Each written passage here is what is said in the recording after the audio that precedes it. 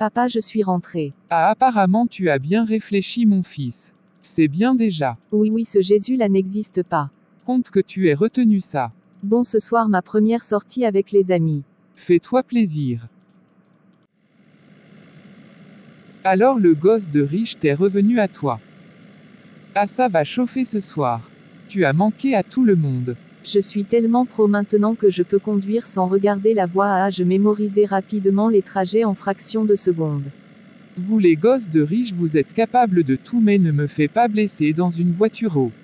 Non, t'inquiète pas. Regarde le camion qui vient en sens interdit là. Ah, il est trop tard pour que je dévie merde. Je ne veux pas mourir ici.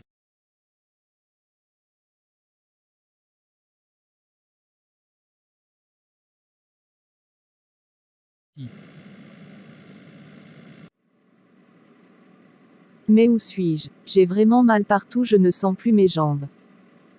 Vous ne devriez pas bouger, monsieur. Qui êtes-vous? Je suis le médecin en charge de votre hospitalisation. Vous étiez inconscient et dans le coma pendant 2 jours. Vous aviez eu un accident de voiture il y a 2. Et mon ami Gonzalo. Je suis désolé de vous apprendre qu'il est mort dans votre accident de voiture. Et pourquoi suis-je encore vivant? Qui suis-je? Pourquoi je ne suis pas mort avec lui? Je ne sens même plus mes membres et je suis resté dans le coma pendant 2 jours. Mais je peux vous assurer que vous en devez une au Seigneur Jésus-Christ. Merde. Seigneur, malgré tout ce que je t'ai fait, malgré que je t'ai renié, tu ne m'as pas laissé, malgré que ma voiture est passée en dessous d'un camion, je n'ai rien eu, malgré que mon ami est mort, moi je ne suis pas mort. Seigneur, merci infiniment, je te fais le serment de toujours être ton enfant quoi qu'il arrive, mon Dieu, mon roi, je ne vais plus t'abandonner et je sais que tu es avec moi et que tu seras toujours avec moi. Je te remercie, mon papa, sois loué, sois magnifié, sois glorifié au plus haut des cieux. J'ai pris la vie de mon ami parce que je t'ai abandonné et je voulais faire la fête, maintenant je veux me racheter. Utilise-moi pour ton œuvre, Seigneur. Je suis disposé, assoiffé, que ton onction descende sur moi. Sois mon guide et mon protecteur, Yahweh. Mais cependant il y a un léger problème. Je dois vous laisser et laisser les policiers se charger du reste.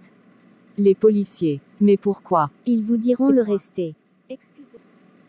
Bonjour monsieur, je suis l'inspecteur Larry. Nous avons reçu une plainte de la part du père de votre ami Gonzalo et nous enquêtons sur son meurtre.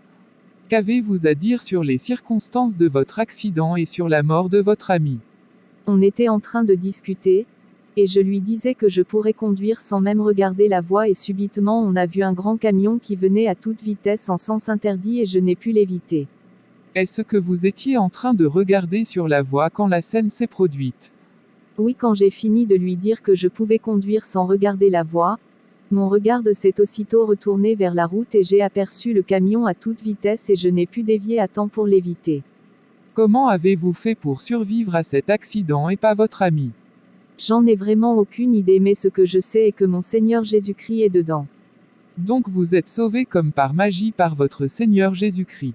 Ce n'est pas ça, monsieur, Mais quoi? J'en ai fini. Vous ne quittez pas l'hôpital jusqu'à nouvel ordre. Vous serez sous surveillance 24 heures sur 24 jusqu'à ce que cette affaire soit bouclée. Merci. Merci, monsieur.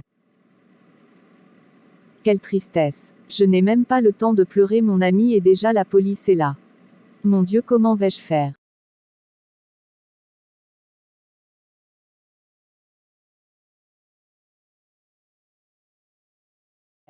Ici agent Larry. Vous êtes bien le médecin en charge du patient Mick. Oui, c'est bien moi, monsieur. Combien de temps lui reste-t-il à passer ici pour être complètement rétabli? Environ 2 à 3 semaines. Quand vous aurez fini avec lui, merci de me contacter pour qu'on procède à son arrestation. Les témoins nous ont raconté une autre version des faits ainsi que le chauffeur du camion. Il sera arrêté pour le meurtre de son ami et pour faux témoignage à la justice. Et il n'y a pas une autre manière. Monsieur, je suis persuadé qu'il n'a pas menti, je suis persuadé qu'il n'est pas la cause de tout ce désastre. Moi je ne crois qu'aux analyses des faits et il en est coupable, il va comparaître et va un juge, il a droit à un avocat. D'accord, merci monsieur, je vous tiendrai informé. Bien, j'ai laissé quelques gardes à sa porte qui seront là jusqu'à son arrestation, veillez à ce qu'il ne s'échappe pas. Fiston, comment tu vas? Tu es enfin réveillé. Ta mère et moi étions vraiment inquiets. Oui, papa, ça va. Un policier est venu et m'a posé des questions. Je pense qu'il me soupçonne pour la mort de mon ami. Ne t'inquiète pas fiston, on va te sortir de là. D'accord papa, merci. C'est vraiment une chance que tu sois vivant. Tu es vraiment fort fiston. Je puis tout par celui qui me fortifie, et celui-là c'est Jésus-Christ. C'est de lui vient ma force, il m'a donné la vie et a permis à ce que je sois toujours là, je le remercierai jamais assez papa, tu devrais faire de même et le remercier pour moi. Je pense que tu as un peu mal à la tête, repose-toi fils. Ta mère viendra à ton réveil. Bonjour monsieur l'agent, comment vous allez? Bien, je suis monsieur Victor Dubois, professeur de l'État à l'université et PDG des entreprises Dubois. Je suis ravi de vous connaître monsieur. Que puis-je pour vous? Pour combien vous arrêtez d'enquêter sur la mort de Gonzalo? Je ne suis pas un flic à corrompre monsieur. Je suis désolé de ne pas pouvoir obéir à votre requête. Allez, ne soyez pas dur. Ce n'est qu'une petite enquête alors que vous pourrez avoir toute la fortune que vous voulez. Il suffit de me dire la somme et je vous fais un CHE, c'est lourd. Non, je n'en veux pas merci. Ok, je perds même mon temps à vous parler, j'irai voir le chef de la police directement.